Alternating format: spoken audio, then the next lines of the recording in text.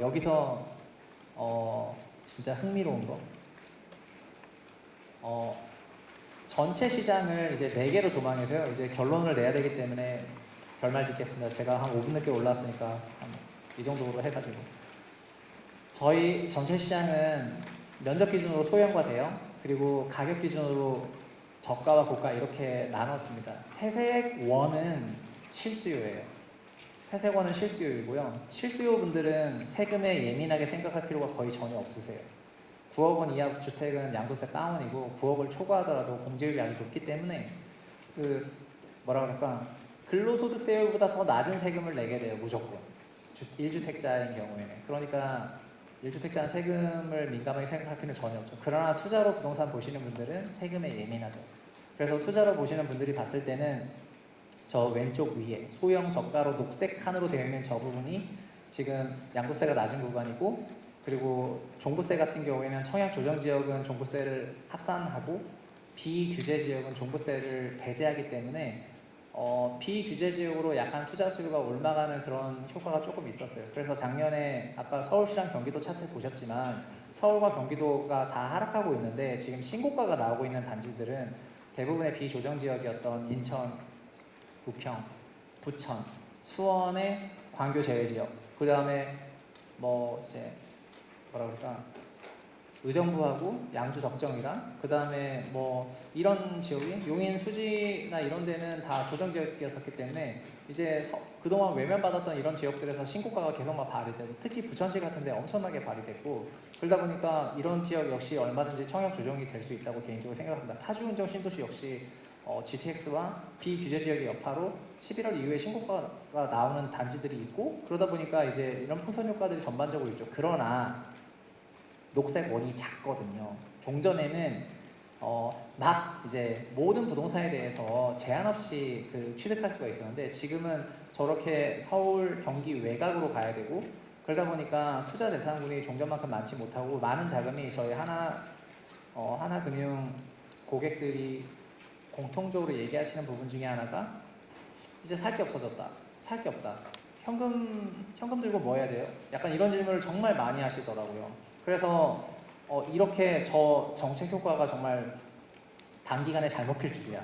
종전에는 살 게 많았는데 지금은 이제 사기가 애매하거나 약간 이런 부동산이 많아지게 되면서 대부분 다 현금을 갖고 계신 이런 경우가 좀 많아졌죠. 이런 변화 속에서 실수요자들은 지금 어떻게 하고 있는지 아십니까?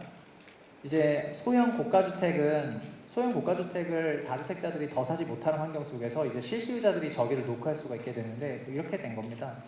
17년에 현 정부가 부동산 규제할 거라고 생각해가지고 전세를 선택한 가구가 있었는데요. 특정 단지는 얘기를 안 하고 거기가 매매가 9억이었어요. 전세는 6억 5천, 7억 정도였고요. 그래서 그 가구는 전세를 선택합니다. 합의해서 부부가. 근데 18년 9월이 되니까 그 단지가 25평인데 실거래가 떴는데 1년 4개월 전에 9억이었는데 16억의 실거래가 떠서 지난 16개월 동안 뭐 기적같이 올라갔죠. 그리고 16억도 실거래 떴는데 중개소를 가니까 호가는 17억이 넘어가요. 작년 9월에. 그래서 이제 그 가구는 퇴근하고 들어와서 맥주 한잔 하면 항상 싸우는 거예요. 도대체 작년에 전세 살자고 누가 했지? 그래서 이제 당신이 전세 살자고 했어?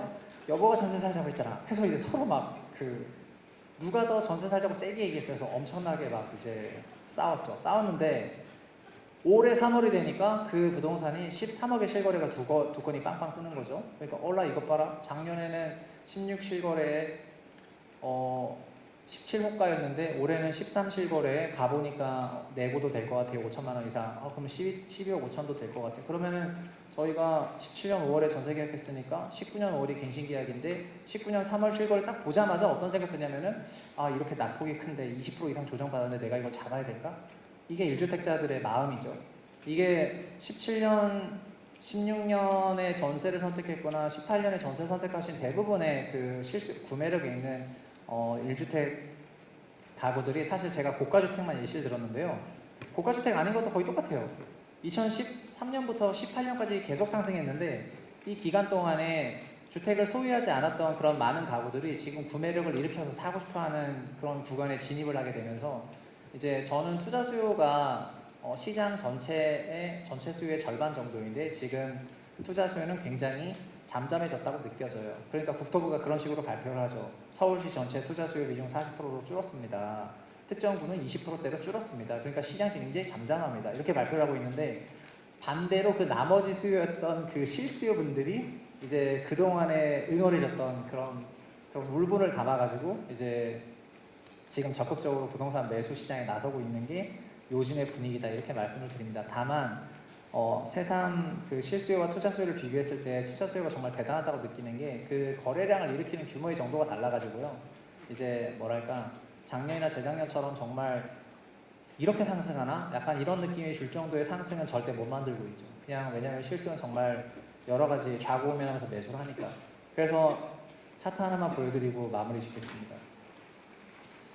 저희가 부동산의 그 소유권을 이전하는 거는 이거는 인쇄가 안 돼서 그냥 화면 보시면 될 것 같아요.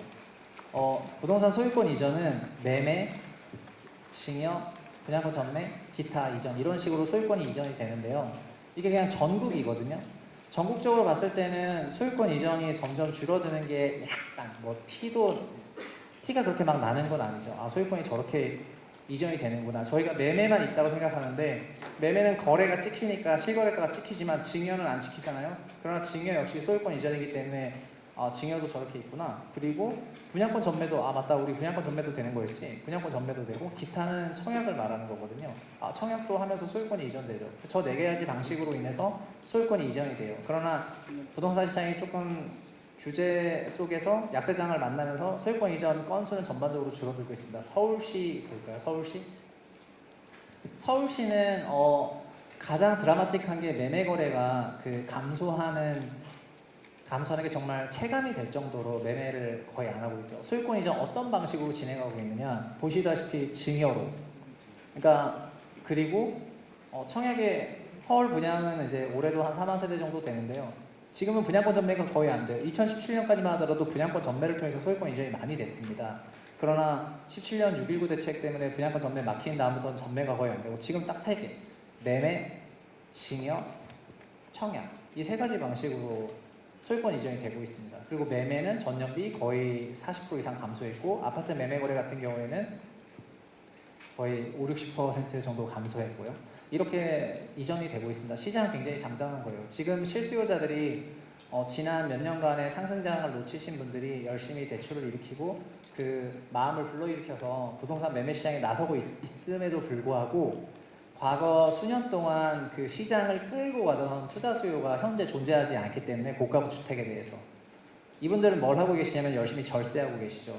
그렇기 때문에 주택을 추가로 더 사거나 이렇다기보다는 낙폭이 크니까 사고 싶지만 재산세나 양도세, 종부세 생각하면 쉽게 사지 못하거든요. 그래서 이분들은 그냥 또 여러 가지 대외 환경 보니까 막 그렇게 내가 지금 부동산 익스포저 늘릴 텐가 아니면 막 이렇게 대응을 하고 계신데 실수요로 몇 년간 놓쳤던 분들은 지금 일어나서 매매 거래에 동참하고 계신 거죠. 그러나 거래량을 일으키거나 시장을 작년, 재작년 2015년 이후에 만들었던 그런 강세장 만들지 못한다 이렇게 생각하시면 될 것 같아요. 그래서 실수요로 주택을 올해나 내년 사야 되겠다 이런 생각하시는 분들은 그냥 마음 편안히 먹으시면 됩니다. 왜냐면은 투자 수요가 붙어서 수요 초과 상태로 팍팍 올라가는 이런 장이 아니고 이제 그냥 뜨문뜨문 거래되는 와중에 그냥 내가 그냥 이 가격에 집 사도 나 그냥 작년 가격 대비하면 많은 조정이 있기 때문에 지금 내가 그냥 만족한다 이렇게 사는 것이지 지금 오늘 안 사면 정말 당장 뭐 난리가 날 것 같으니까 나는 영어까지 끌어모아서 사야 되겠다 이런 분위기는 아니라고 보시면 될 것 같고요. 그래서 이런 기조가 아마 내년까지는 진행이 되지 않겠느냐 이렇게 전망합니다. 그래서 뭐랄까 이제 결론을 내드리죠. 이제 마무리 짓겠습니다. 그 무주택 가구와 1주택 가구, 2주택 가구 이상으로 그냥 3개로 나눠서 그냥 러프리 말씀드리면요. 무주택 가구이신 분들 같은 경우에는 여기 보시는 것처럼 저 기타 이전이 청약이나 마찬가지거든요.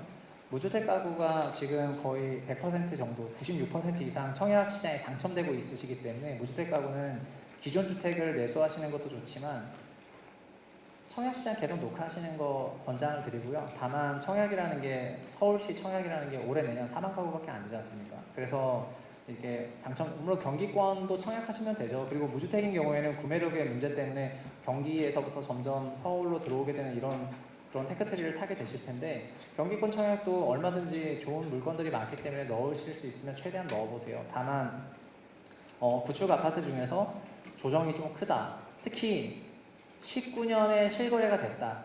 이런 단지들이라면은 이제 본인이 생각하실 때 그 자기 매수권이 들어왔다는 매수를 하셔도 괜찮을 것 같아요. 19년에 실거래가 없다. 저한테 그런 질문하시는 분도 많은데 우리 아파트 단지가 얼마에 작년 9월에 얼마였는데 내가 이거 대비 5천 싸게 1억 싸게 내는데 거래가 안 돼 어떡하지? 그럼 저가 뭐라고 하냐면 더 싸게 파시라고. 거래가 될 때까지. 그냥 이렇게 얘기하거든요. 그 매도자한테. 그래서 거래가 된다는 거는 매도자 생각이 맞았다는 건데, 그러니까 매수자 입장에서 뭐냐면은 저 단지가 저 가격인데 이만큼 내려왔는데 내가 생각할 때 약간 비싼, 이까지? 그럼 내가 좀 살만한 것 같은데, 그럼 거래되는 거잖아요. 그럼 그 가격이 시장 가격이라는 건데 이 시장 가격 존중해야죠. 그렇기 때문에 19년 거래가 있는 그 19년 거래가 있는 단지 같은 경우에는 그걸 받아들여가지고 본인이 판단하시면 되는데 내가 그걸 살지 청약을 할지 이걸 유불리를 따져가지고 하시면 될 것 같고요. 2주택 이상 가구인 경우에는 거의 예외 없이 일단 보유 부동산에 대해서는 절세 전략 펼치셔야 되고요. 절세라는 게 꼭 증여를 통해서만 할 수 있는 게 아니라 최근에 언론 기사에 굉장히 대서특필 되는데 부동산 신탁 가입해가지고 종부세를 누진거세 체제를 박살내버리는 시스템을 지금 다주택자들이 하고 있습니다. 그 부동산 신탁을 가입하시게 되면은 종부세 고지서가 신탁사한테 가거든요. 그래서 신탁사가 개인한테 주게 되는데 그 신탁 재산에는 아직 부동산을 맡겨서 현금이 없는 상태이기 때문에 종부세를 낼 수가 없죠. 신탁 재산에는 부동산이 제가 맡겨져 있는데, 근데 그거에 대해서 국세청이 제 고유 계정, 제 계정에 있는 현금을 추징하지 못하거든요. 여기 끊겨 있어가지고. 그래서 우리나라 종부세 재산세 체납이 20% 넘는데 다 신탁 계정에서 대부분 체납이 일어나고 있거든요. 근데 이제 이거를 대신에 개인 명의로 종부세가 오기 때문에 개인이 두 채, 세 채면은 합산과세 되는데 신탁으로 주게 되면은 빼져버리니까 저도 이제 갑자기 2주택자에서 1주택자 되고 3주택자가 1주택자 되고 그러면서 세율로 돼 종부세 합산 배제 이걸 다 받게 되면서 신탁 금액이 폭증하고 있죠. 이렇게 지금 영업하시는 분도 많고 그래서 이제 뭐라 그럴까 시장이 아주 합리적으로 빠른 금융상품 만들어내면서 이렇게 대응하고 있는데 다주택자분들이 이런 것들도 그냥 뭐라 그럴까 정말 진짜 대단하다 이런 생각이 나고 있고요. 다만 그분들이 절세를 하는 것이지 절세 이후에 막 재투자 이건 아니기 때문에 이제 시장 전체에 대해서 큰 영향은 없다 이렇게 봅니다.